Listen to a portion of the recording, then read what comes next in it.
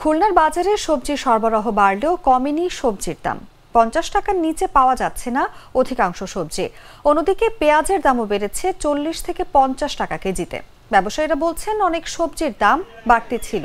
নতুন সবজি বাজারে আসায় বেশিরভাগ সবজির দাম কমতে শুরু করেছে। তবে শীতকালীন সবজির দাম কিছুটা বেশি থাকলেও কিছুদিনের মধ্যে দাম আরও নাগালে আসবে। আর পেঁয়াজের আমদানি কম থাকায় দাম বৃদ্ধি পেয়েছে। সামনে দাম আরও বাড়তে পারে বলেও জানান তারা। ক্রেতাদের দাবি, নিয়মিত বাজার মনিটরিং করলে সবকিছুর দাম নাগালে থাকত।